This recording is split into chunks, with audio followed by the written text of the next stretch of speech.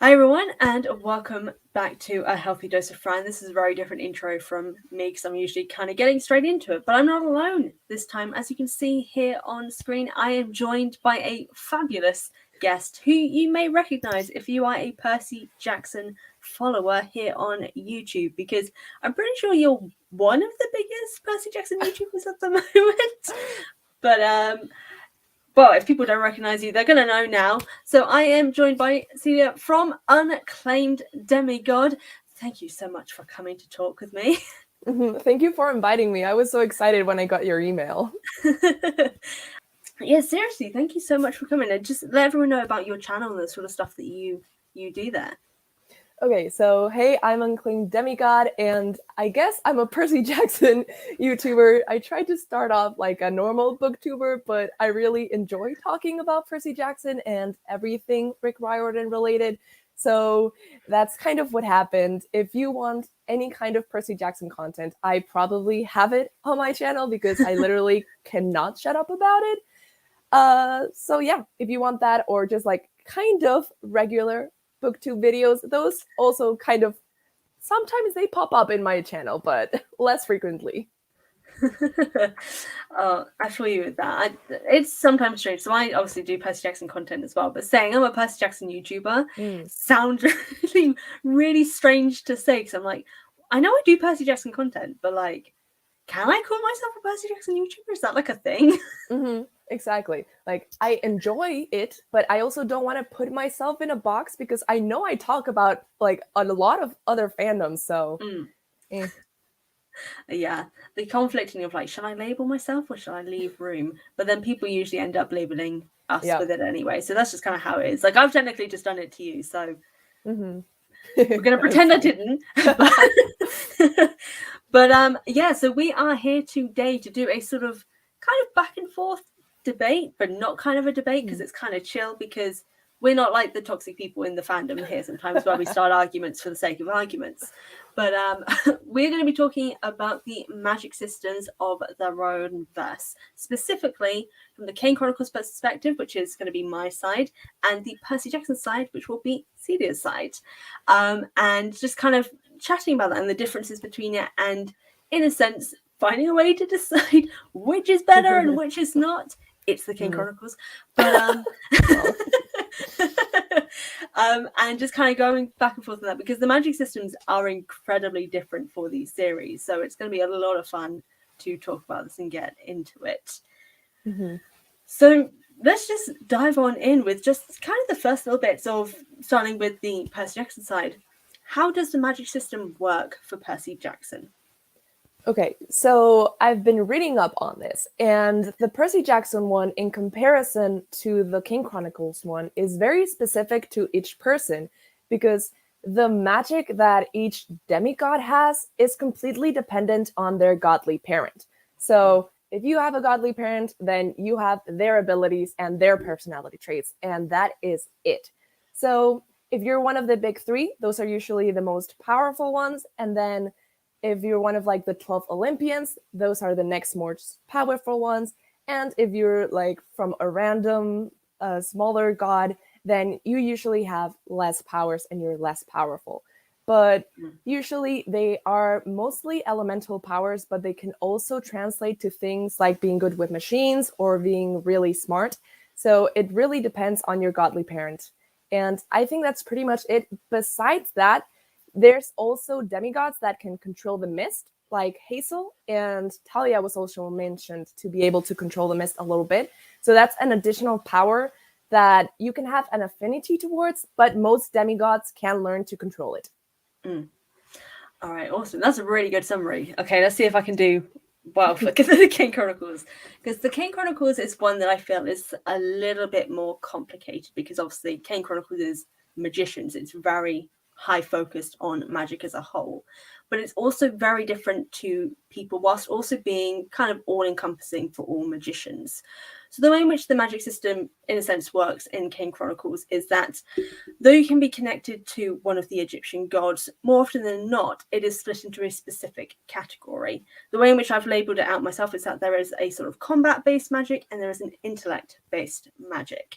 And while everyone can kind of go across all of those boundaries, some people being more intelligence focused, for in this case, Sadie, for example, would be the intellect side of magic. She can also have the combat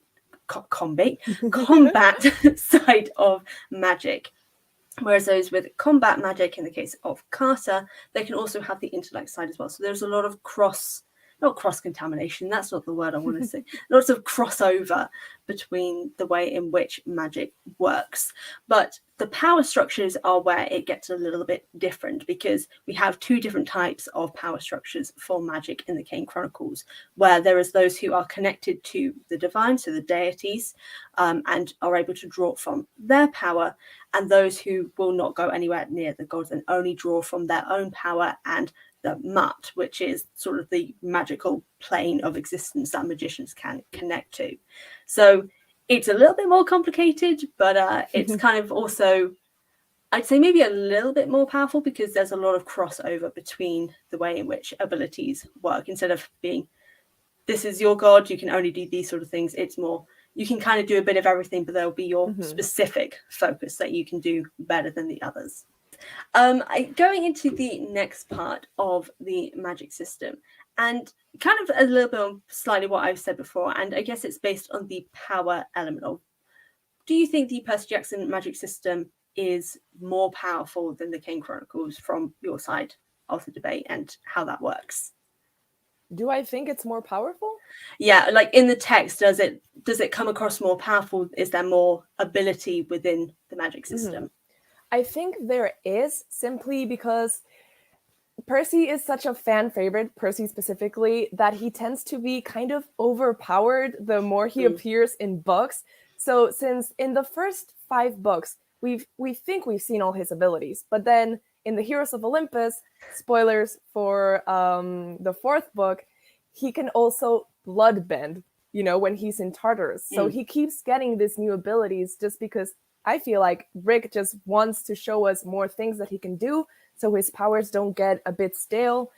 So I would say that Percy and the Big Three are stronger than most of the magicians in the Kane Chronicles, because they have elemental magic, because they're not only like being possessed by a god, but they're like have god. It's in their DNA. And whether or not they are possessed by a god, they will always have those abilities to the 100% of their potential. And also, when magicians use magic, they get really tired, and it takes a lot from them. That you can also see that with Nico, but with Percy, you can barely see any side effects of him using his powers. Like, water even makes him stronger when he's using his powers. So I feel like Percy, at least, and some of the other demigods from the Big Three gods are more powerful than the magicians in the Kane Chronicles. I will definitely agree with that, if I'm honest. And it's definitely kind of what you mentioned of to do with like when using powers, magicians can kind of lose a little bit of their strength. And in a sense, I kind of see that as a little bit of a strength of the magic system for Kane Chronicles, because there are limitations. Like you mentioned, like Percy seems to gain more powers as time goes on, just to kind of give him more things without always much of an explanation. And in terms of the Kane Chronicles, there are these limits of magic. There's a thing, in a sense, I had an episode recently on my podcast where we were talking about how Leah, for example, she is a well-trained magician. She can use more magic than Carter and Sadie can use at the start, because they are not trained in magic, so they'd become more exhausted to start with when they can use just one simple spell that can knock them out for like an hour for sleep or something like that, whereas they use more and more.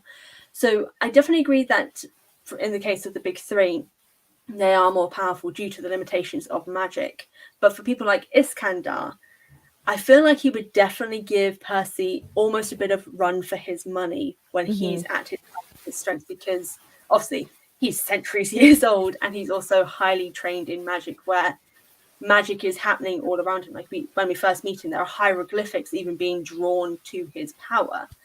So I think based on training and strength of the magician, that could possibly even the balance between demigods and magicians based on that. But as a whole, yeah, I would say that magicians are probably not as high on the power structure, Mm-hmm. but I wouldn't necessarily a weakness. Mm-hmm. Okay, I kind of wanted to mention something that you said, that I feel like demigods are kind of like born with all of their potential strength, but a magician can train and they have more space to develop their abilities than a demigod has. So I think that's a very good strength for your argument. Yeah. That's definitely something I've picked up on a lot as I've been going through the Kane Chronicles again. It's just like, especially with Carter and Sadie, you see their strength build over time of them training themselves as magicians to the point that they can do multiple spells without feeling tired, like by the end of the series. So that is definitely a benefit for it. But kind of going into the next argument in relation to the magic systems, would you say that in Percy Jackson's case, the magic system is well developed? I think it's as well developed as it could be. As far as magic systems go, the Kane Chronicles one is 100% more intricate. That I will admit. In the Percy Jackson world, there are gods, and if you happen to be descended from them, then you happen to have a certain specific set of powers. So it's like super simple, kind of like you're wearing a Fire Nation shirt right now. If you're Fire Nation, you're most likely a firebender and you can firebend.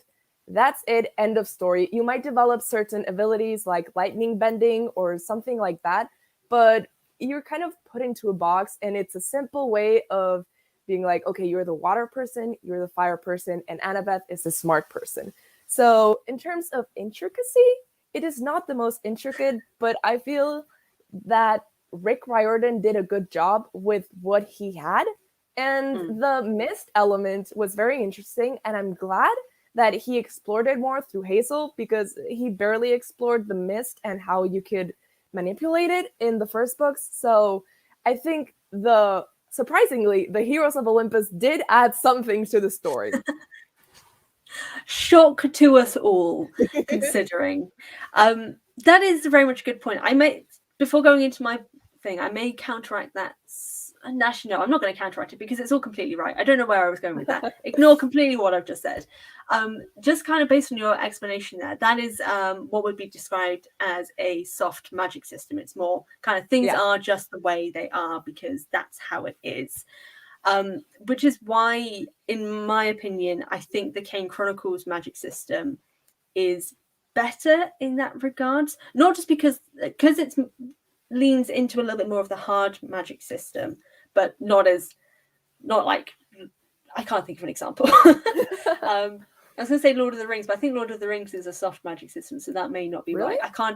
I think so, yeah, just because like things it's like a mix. Actually, it may be sort of similar to Lord of the Rings, of like it's kind of like a mixture. Like there are some things that kind of happen because they can, but there are rules that you have to follow to an extent as well. And the only reason why I say that is I love soft magic systems. Like I'm wearing the Fire Nation thing. Like Avatar is a soft magic system itself. But the reason why I think in the case of the Kane Chronicles being a sort of better magic system is because, and it may just be a personal thing, because like being like an author myself, I like knowing the intricacies of how things work in a world. The Kane Chronicles doesn't waste time explaining how things are. Like they are direct, they're to the point. Like I've just been going through the Red Pyramid right now, and there's literally about 2 chapters worth, no, not even 2 chapters, about 6 chapters worth of information learning how the magic system works, and things like how mat is about order and harmony, and you can use the mat to draw your power from to make sure that you don't burn up your own life force and things like that, and how gods are connected to human hosts more often than not, but they can be connected to non-human hosts like amulets and statues and things like that, but they prefer human hosts because humanity has creativity and the ability to change history, as well as the fact that in the case of magicians, they have their own power that the gods can benefit from. And there's this sort of back and forth between magicians being able to draw power from the god themselves. Even if they're not hosted by the god, they have a connection, or if they have a connection to them, they can use some of their abilities. but there's a lot of explanation that goes into how this system works. Things like how Z describes that magic comes from words, like words manifest magic. They bring things into reality. Like there's a scene where Carter does the word of a bird and draws like the image of a bird, and the bird comes to life because that is a word being brought to reality. And it explains how all these things work and where you can draw power from. So amulets, statues, magic wands, staffs, and all these sort of things. So there is enough information to understand how everything works that you're getting into these intricacies where this world feels fuller because you understand how almost everything works, that it feels kind of more real in a sense. Again, probably more of a personal preference for me of like feeling how this world works. But that is to me why I feel like the magic system of Kane Chronicles is not superior, but maybe like a length or two higher than Percy Jackson, just because it makes the world feel richer, that we can understand how these characters can actually do magic. Whereas sometimes I feel that Percy Jackson is very much like they can because they can. Yeah. And that's sometimes the explanation. It's like, that's cool, but why and how? Yeah, I get that. But I was also thinking that for a middle grade book, I feel like the Percy Jackson system works better just because it's more accessible to kids those ages. And for me, I'd rather just be like a god's daughter and have extremely cool abilities without, getting tired by using them, or not being like a host to a god. For me, as a fangirl who just like inserts herself into every story, I would rather be like a kid of the gods instead of a host to a god who isn't able to use 100% of their power all the time. And I think that is partially why people gravitated more towards Percy Jackson than the Kane Chronicles when it came out. Because a lot of the times, I don't know if this is just me, but because it's such an intricate magic system, the explanation of how it works can kind of come off as being an expo dump, which doesn't happen as much in the Percy Jackson world because it's just very straightforward. So if you explain it once in a very simple way, you don't really need to explain it more. Yeah, honestly, that is a very fair justification for that. This is why, like, I feel like the Kane Chronicles is the one series that, in my mind, doesn't read like a middle grade. Like, it very much, if the characters, obviously because of the characters' ages of being like 12 and 14, that's what makes it middle grade, is their ages, and as well as some of the things that happen in the text. But like you say, like the detail that kind of goes into it, to me, makes it feel a little bit more sort of bordering the YA sort of situation, because in YA you are more likely to get things like that information-wise in the text. So I can 100% see the reasoning behind that. In terms of readability and enjoyability, Percy Jackson does come out on top, though slight biases in some cases of the fact that Percy Jackson is everyone's favorite. Yeah. And the fact that unfortunately Kane Chronicles fell under the shadow of Heroes of Olympus because they were released 4 months apart each time for all 3 books, which is very disappointing, unfortunately, because it then wasn't marketed as well. But that's a different conversation for a different day. But that part, I definitely kind of see the justification behind why Kane Chronicles falls below that. I guess in terms of just general conversation for just about the magic system instead of popularity, I'd maybe still go to say that Kane Chronicles would be a little bit higher, just based on how magic systems in general are kind of explored based in like world building sort of situations. But popularity and readability, Percy Jackson probably does come on top in that sense, because soft magic systems are usually preferred as a whole because there isn't much explanation that needs to go into. Things are just the way they are because that is how they are. Exactly. Yeah. I guess to kind of, how do I want to word this?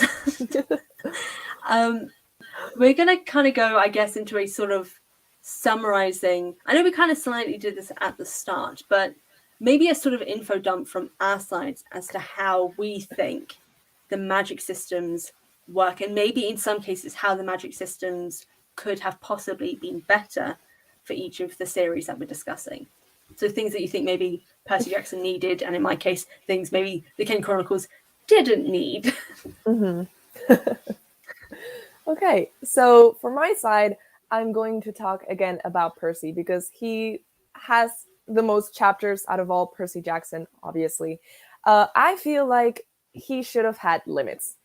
I am a Percy Jackson stan. I will love him forever, but I don't like it when I'm not afraid that he is going to lose at any given situation, because whoever he goes up against, I know he's going to win because he is Percy Jackson. That doesn't happen as often with other characters. I feel like Jason fails quite a bit. He often gets knocked out. But with Percy, I feel like Rick, because he knows he's our favorite, he does not let Percy lose. And yes, Percy did go into Tartarus. He doesn't have the easiest time, but at the end of the day, he always comes out on top. And he is extremely, extremely powerful. So I wish his powers had limits. Like I said, I did not enjoy the blood bending. At the time, I thought it was super cool that he was controlling all these different liquids. But in the first books, they say that it's easier for him to control salt water. So how do we jump from that to now he is able to control any liquid anywhere? And he beats Tartarus in Tartarus. So for me, that was a bit over the top. So I would say give your characters clear limits, because if you don't, then in any given battle, they're just going to be like, oh, here's this new ability that I have all of a sudden, and I can beat any person now using this new ability. So giving each person limits, I feel like Nico D'Angelo is a very good example of this, because when he shadow travels, which is extremely powerful, he gets really tired. So I feel like each of the demigods should have something like that. Obviously, you can't give that to Annabeth because she's not going to... Well, you do get tired after thinking a lot, but it's less visible. Yeah. But yeah, just limitations, I think, and clear rules is what I think it would have needed. No, I can agree with that. I guess that's the kind of opposite in the case for the Kane Chronicles. That there are definitely some things where I think there needed to be less limitations, because in the Kane Chronicles, magic itself is a limitation to some things. Like, you can't use it for everything. There is only a certain amount of time where you can use magic. Even like transportations that they have, so like using the obelisk to travel to a different place. There is, I like that there are limitations on the traveling long distances, because it adds to tension here and there. Like when they're in one of the museums in Sekhmet, the Scorpion goddess is after them, and they've got to wait for a certain time because the portal can't open until like on the hour, and you've got about 10 minutes until that happens. So we've got to fight her back until that moment. That's tension inducing. But there is a certain point where that kind of gets tiring sometimes, where that is always a consistent, like, overhanging sort of, not threat, but like that's always something that holds them back, and it's always there throughout. Like, consistently there is always like, oh no, we've got to wait for it to cool down. I'm like, we've had to wait for things to cool down multiple times now. Sort of like how there's always multiple monsters in like a Percy Jackson fight, and in this case it's there's always having to wait for something to be able to reuse it again, and that sort of time constraint that comes from that, which is good for tension, but when it's used too often, it can be a bit of a problem.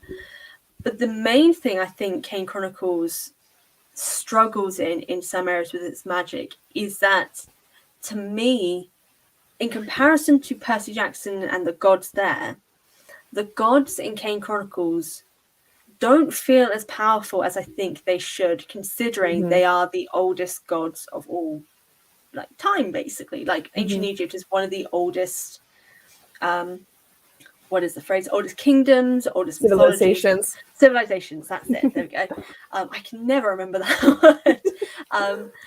But they don't feel as powerful as I think they should be, because the gods themselves are given limits, which I think is a little bit odd. It makes sense for the mortal plane, but like when they're in a host and stuff like that. But even when they're not in a host, they still feel kind of limited in their abilities. And one god that kind of comes to mind with that is the god Thoth, so the god of intelligence and things like that, and wisdom. And now I can't remember exactly because it's been a long while since I've read it, and I think it's the Throne of Fire. When we meet Thoth, he's kind of a little bit all over the place. Like he's got like writings all over his coat and stuff like that. He's kind of sort of like a mad scientist just because his brain is consistently just going with information. But he doesn't come across as incredibly powerful at the same time. And as far as I'm aware, I don't think he was in a host body. I think that was just him in just his normal form. I could be wrong. I could be misremembering. But considering he is a powerful god of knowledge and wisdom, and just the fact that he's a god in a sort of mortal world, it feels strange that he doesn't come across as a powerful being. God, words are hard today, apparently.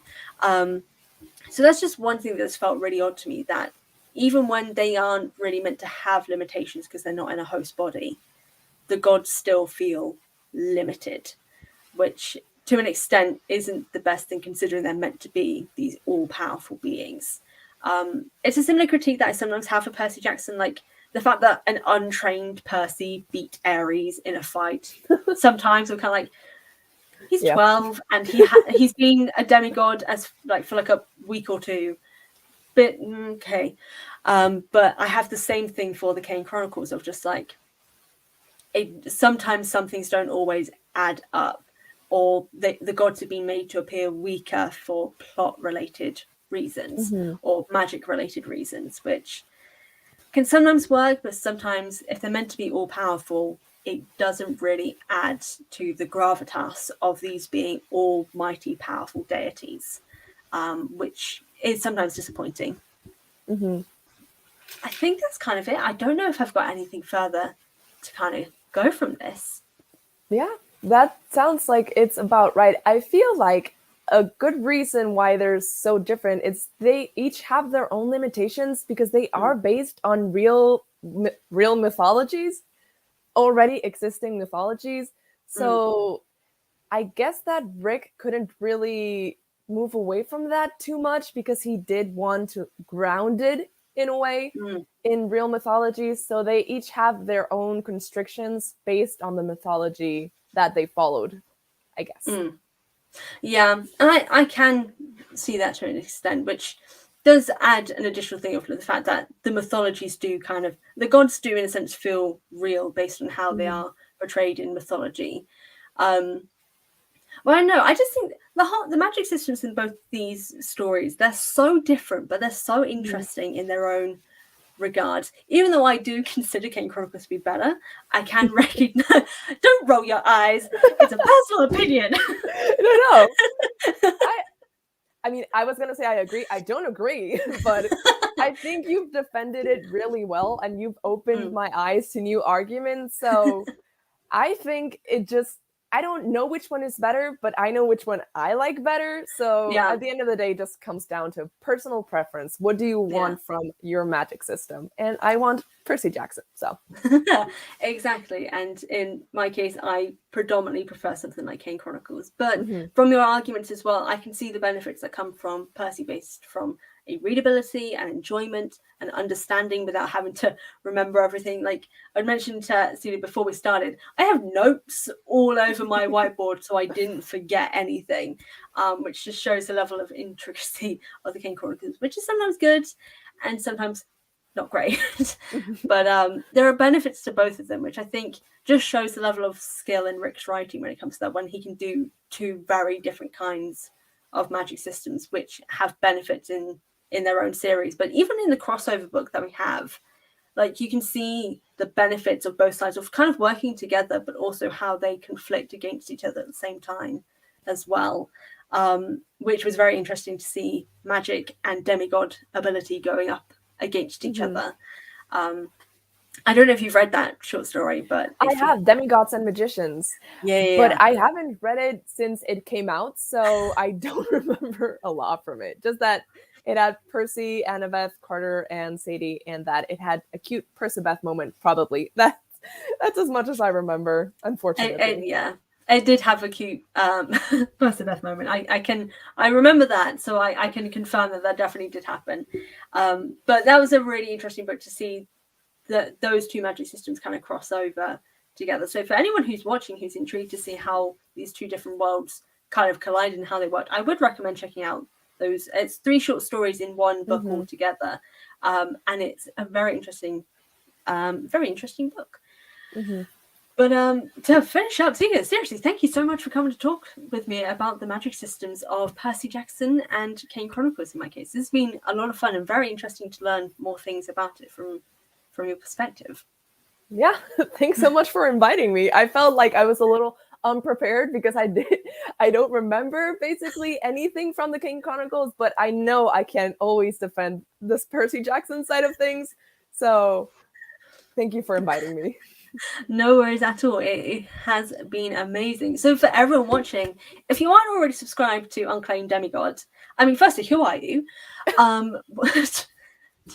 You're a Percy Jackson fan. You should already know about Unclaimed Demigod. I'm just saying. But if you aren't, links for Celia's channel is in the description box. So go check it out and subscribe. Check out her videos as well. And we are actually doing a collab on your channel soon, either already out or after, or maybe even time's weird. We'll see. We'll see how it goes. But look, keep an eye out for that, or go watch now. And yeah, just check out the rest of our videos because you're rewriting the Heroes of Olympus series. One of the best video series like ever in relation to Heroes of Olympus. Very impressed. Go watch them. Thank you. You always flatter me so much. Thank you. It's fine. It's because I'm expecting the same in return later. So okay. I'll keep it in mind when we do our outro. Okay. All right. Awesome. Tip for tat. You know, all that sort of stuff. But let everyone know where you are on social media as well. That will all be linked in the description box after.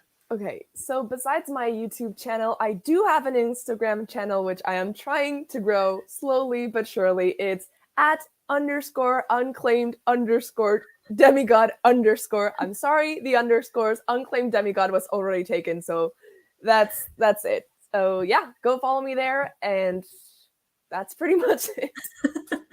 All right, fair enough. So yeah, that's all in the description box, everyone, alongside all of my social medias and stuff like that. Be sure to hit the subscribe button for my channel, drop a thumbs up, a comment, let me know and let us know your thoughts on the magic systems of Percy Jackson and Kane Chronicles, or even Magnus Chase, if you think Magnus Chase did it better than these two, because we did not mention them, but I don't know enough about Magnus Chase to kind of really offer any insights. Me neither. Yeah. So for anyone who does, let us know your thoughts on the magic system for Magnus Chase in relation to these, because I'm intrigued to hear that. But again, thank you, Celia, so much for joining me. This has been great. And to everyone watching, bye. Bye.